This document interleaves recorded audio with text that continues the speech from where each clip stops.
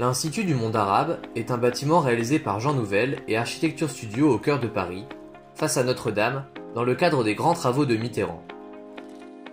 Il a été livré en 1987, avec un coût total de 52 millions d'euros, pour 17 000 m² d'espace culturel.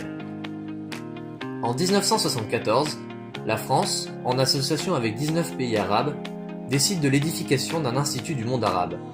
Ses missions : développer la connaissance de la langue, de la culture et de la civilisation arabe pour favoriser un rapprochement des peuples, d'un point de vue diplomatique également.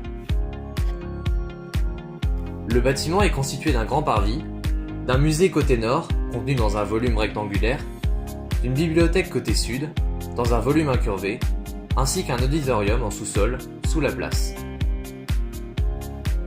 Les architectes ont voulu avoir une façade principale sur le parvis, qui s'inspirerait des moucharabiés de la culture orientale, voire, sans être vu, inviter le visiteur à venir découvrir la culture arabe.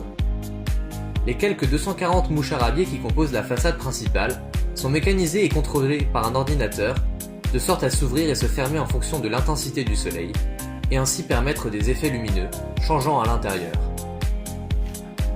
Le bâtiment se décompose en deux volumes principaux, avec des structures différentes. Il y a d'abord la partie nord, face au parvis, et de l'autre côté, la face incurvée face à la Seine. Dans la section nord, rectangulaire, on retrouve de grandes colonnes d'acier recouvertes d'un cylindre métallique, d'où leur aspect surdimensionné. Ces dernières sont reliées entre elles par des poutres treillis. Pour ce qui est de l'autre section courbe et des façades du patio, le traitement est différent. Les colonnes y sont plus petites et plus rapprochées. L'acheminement des charges verticales vers les fondations de béton est assuré par une superstructure en acier de 1100 tonnes. Les charges horizontales sont elles reprises soit par des croix de Saint-André en acier, soit par des éléments en béton, comme la tour des livres, le mur simèse nervuré ou encore le bouclier côté est. Des palets et portiques de stabilité, près des circulations verticales, jouent aussi le même rôle.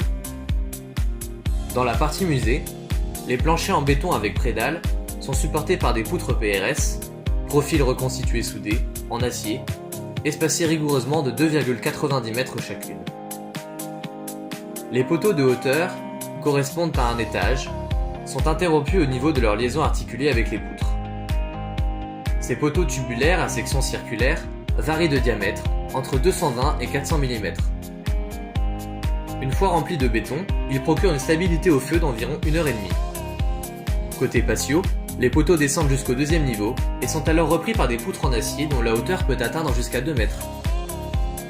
Les poutres s'appuient sur des poteaux disposés en retrait et sur une grande poutre transversale.